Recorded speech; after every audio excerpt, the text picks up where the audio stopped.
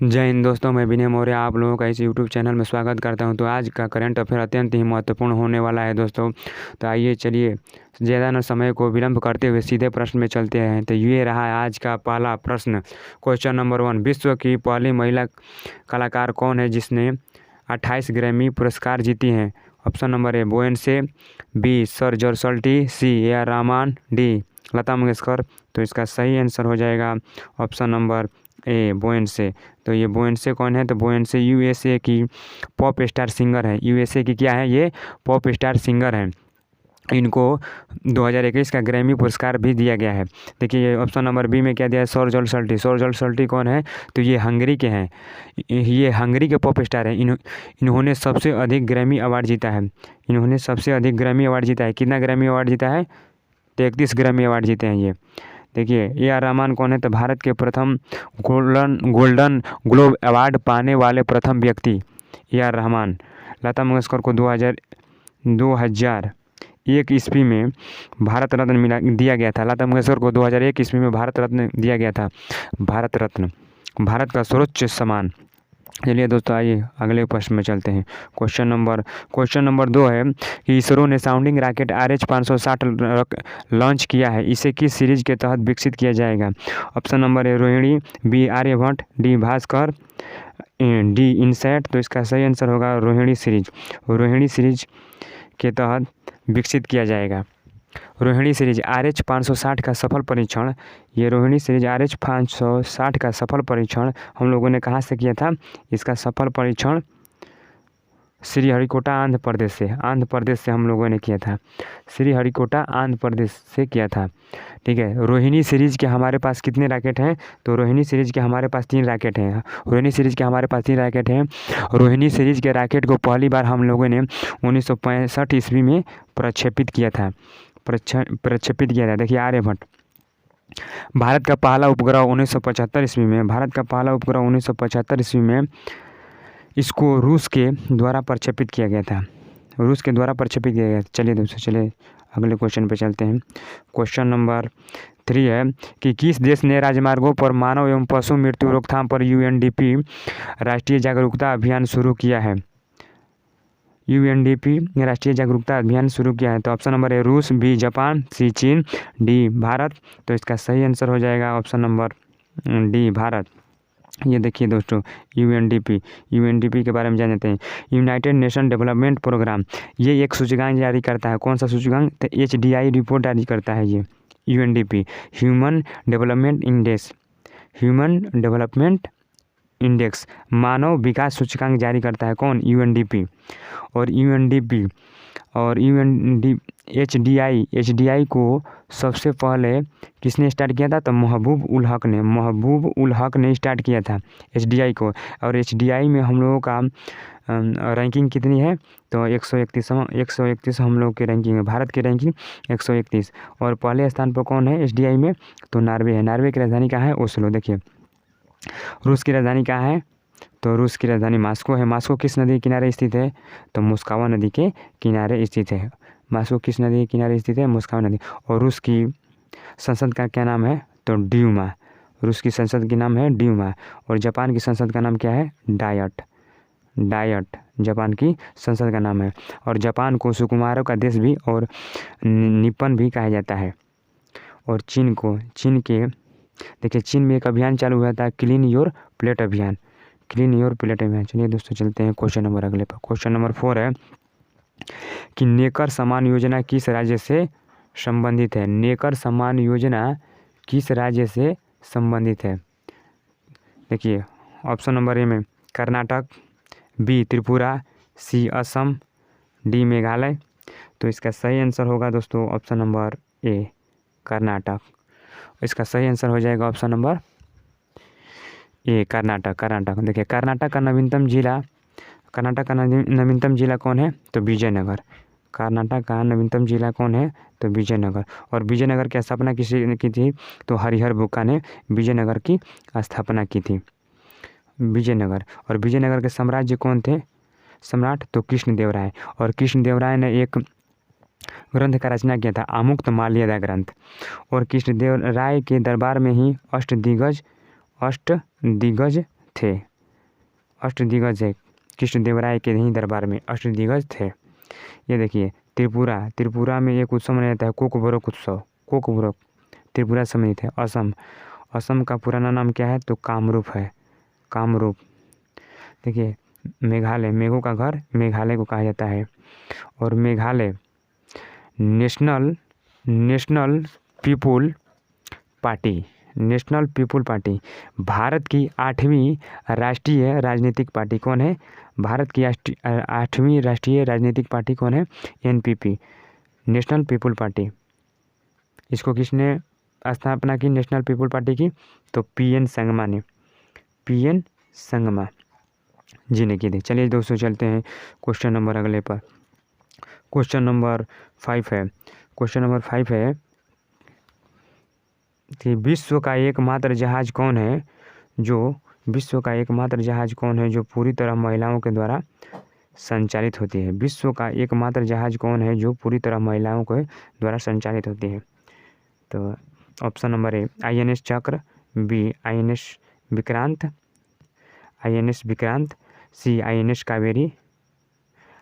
कावेरी और D MT स्वर्णकृष्ण। तो इसका सही आंसर हो जाएगा दोस्तों option number D MT Shri Krishna. देखिए INS चक्र भारत का प्रथम परमाणु पनडुब्बी है। भारत का प्रथम परमाणु पनडुब्बी कौन है? INS चक्र। INS विक्रांत कौन है? तो भारत का प्रथम विमान वाहक पोत है INS विक्रांत। और देखिए INS कावेरी कौन है? तो भारत की प्रथम पनडुब्बी है INS कावेरी। चलिए चलते हैं क्वेश्चन नंबर अगले पर। क्वेश्चन नंबर अगला 6।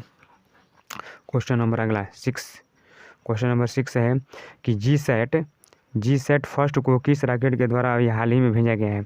G-SAT फर्स्ट को किस रॉकेट के द्वारा अभी हाल ही में भेजा गया है? देखिए ऑप्शन नंबर ए में दिया है GSLV F10, बी में दिया है PSLV C51, सी में दिया है फाल्कन 9 और डी में दिया है PSLV C51। तो इसका सही आंसर होगा दोस्तों ऑप्शन नंबर ए GSLV F10। देखिए PSLV C51 क्या है? तो PSLV C51 से हम लोगों ने एक सैटेलाइट को भेजा था, ब्राज़ील की एक सैटेलाइट को भेजा था, अमेजोनिया सैटेलाइट को भेजा था। अमेजोनिया सैटेलाइट को हम लोगों ने इससे भेजा था, PSLV C51 से भेजा था हम लोगों ने।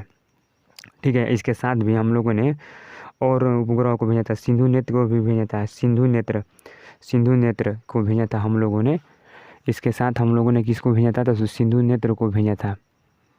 ठीक है, सिंधु नेत्र को हिंद महासागर में नज़र रखने के लिए इसको बनाया गया था, हम लोगों ने सैटेलाइट भेजे थे। देखिए फाल्कन 9 रिकॉर्ड कहाँ का है? तो ये भी फाल्कन 9 USA का है। SpaceX कंपनी के द्वारा इसको लॉन्च किया गया था, प्रक्षेपित किया गया था। और फाल्कन 9 कंपनी ने ही 143 सैटेलाइट को एक ही बार में प्रक्षेपित कर दिया। देखिए PSLV क्या है? तो PSLV भारत ने लॉन्च किया था। भारत का प्रथम चंद्रयान मिशन है PSLV C11। इसको 2008 में लॉन्च हुआ था, 2008 में लॉन्च हुआ। चलिए दोस्तों चलते हैं क्वेश्चन नंबर अगले पर। क्वेश्चन नंबर अगला है कि हाल ही में मैटियो 7वां क्वेश्चन है, हाल ही में मैटियो पैलिकॉन टूर्नामेंट 2021 किस देश में आयोजित किया गया है जिसमें 53 kg भार वर्ग में विनेश फोगाट ने गोल्ड पदक जीता है? दिनेश फोगाट ने गोल्ड पदक जीता है। Option number A Spain, B England, C Tokyo, option number D Italy. तो इसका सही आंसर होगा दोस्तों option number D Italy. Italy की राजधानी कहाँ है? तो रोम किस नदी के किनारे है? तो रोम टाइबर नदी के किनारे है। और इटली की गंगा किसको कहते हैं? तो पो नदी को इटली की गंगा कहते हैं। और इटली में रक्त की वर्षा होती है इटली में। देखिए स्पेन में हुआ था कोप 25 स्पेन में हुआ था। और इसकी अध्यक्षता किसने की थी? तो चिली ने की थी। और इंग्लैंड की राजधानी कहाँ है? तो वेलिंगटन। टोक्यो जापान का सबसे बड़ा शहर है। टोक्यो जापान का सबसे बड़ा शहर है। चलिए दोस्तों चलते हैं अगले क्वेश्चन पर। क्वेश्चन नंबर अगला है 8। क्वेश्चन नंबर 8 है कि किस राज्य सरकार ने देहिंग पटकई वन्यजीव अभयारण्य को राष्ट्रीय उद्यान में अपग्रेड करने का निर्णय लिया है? Option number A Assam, B Meghalaya, C Mizoram, D Arunachal Pradesh, D. तो इसका सही आंसर हो जाएगा ऑप्शन नंबर ए असम। इसका सही आंसर हो जाएगा असम। असम की राजधानी दिसपुर है और असम में एक मेला लगता है अम्बुबाची मेला, और असम में ही कामाख्या माता मंदिर है। ठीक है, असम में ही। असम में एक सींग वाले गैंडे के लिए प्रसिद्ध है Kaziranga Kaziranga national park. Kaziranga national park Assam में। ठीक, मेघालय। मेघालय में मेघों का घर मेघालय को कहते हैं, और ये मेघालय में भारत की 8वीं राष्ट्रीय राजनीतिक पार्टी एनपीपी है जो मेघालय से संबंधित है। देखिए मिजोरम, खेलों को उद्योग का दर्जा देने वाला पहला राज्य है। खेलों को उद्योग का दर्जा देने वाला पहला राज्य है मिजोरम। मिजोरम। चलिए दोस्तों चलते हैं अगले क्वेश्चन नंबर 9 पे। मैत्री सेतु का निर्माण भारत और बांग्लादेश के बीच किस नदी पर बनाया जा रहा है? मैत्री सेतु का निर्माण भारत और बांग्लादेश के बीच किस सेतु पर बनाया जा रहा है? ऑप्शन नंबर ए ब्रह्मपुत्र नदी, बी शारदा नदी, सी महानदी, डी फेनी नदी। तो इसका सही आंसर हो जाएगा ऑप्शन नंबर डी फेनी नदी। फेनी नदी पर बनाया जा रहा है। देखिए ब्रह्मपुत्र नदी को बांग्लादेश में जमुना के नाम से जाना जाता है, जमुना। ठीक है, शारदा नदी को कहते हैं काली नदी के नाम से जाना जाता है, और महानदी ये कटक उड़ीसा में है। कटक महानदी के किनारे स्थित है। चलिए दोस्तों चलते हैं अगले क्वेश्चन नंबर 10 पे।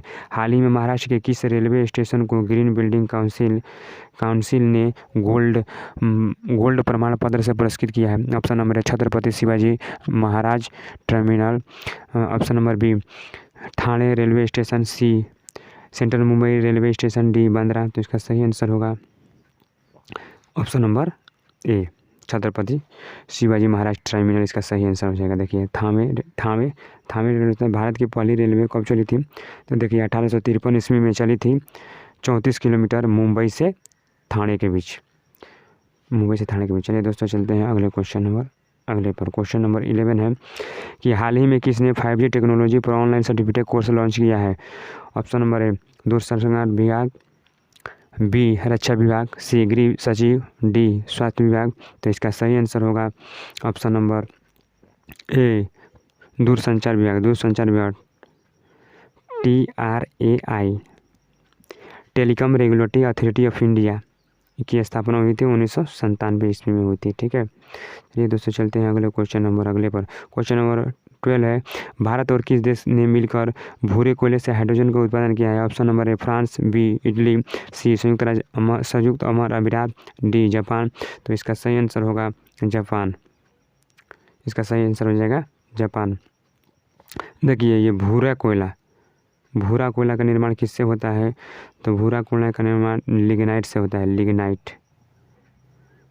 भूरा कोयला किसको कहते हैं? तो लिग्नाइट को कहते हैं भूरा कोयला। ठीक है, जापान की राजधानी कहाँ है? टोक्यो जापान की राजधानी है। ठीक है, और इसकी मुद्रा क्या है? जापान। देखिए जापान का सबसे बड़ा शहर भी ये टोक्यो है। जापान का सबसे बड़ा शहर भी टोक्यो है। ठीक है, जापान का सबसे बड़ा शहर भी टोक्यो है। देखिए फ्रांस की राजधानी पेरिस है, पेरिस सीन नदी के किनारे स्थित है। ठीक है, और फ्रांस को फैशन की नगरी कहते हैं। इटली की राजधानी है रोम। चलिए दोस्तों चलते हैं अगले क्वेश्चन नंबर 13 है कि 5 मार्च 2021 को सर्वाधिक विदेशी मुद्रा भंडार वाले देशों की श्रेणी में भारत किस स्थान पर पहुंचा है? देखिए ऑप्शन नंबर ए चौथा, बी प्रथम, सी दूसरा, ऑप्शन नंबर डी तीसरा। इसका सही आंसर हो जाएगा ऑप्शन नंबर ए चौथे स्थान पर भारत पहुंच गया है। और पहले स्थान पर इसमें कौन है? तो पहले स्थान पर इसमें चाइना है।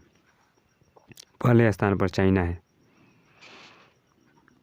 चलिए दोस्तों चलते हैं अगले क्वेश्चन नंबर 14 है कि हाल ही में किस राज्य द्वारा नमक चावल महोत्सव आयोजित किया गया है? नमक चावल महोत्सव आयोजित किया गया है किसके द्वारा?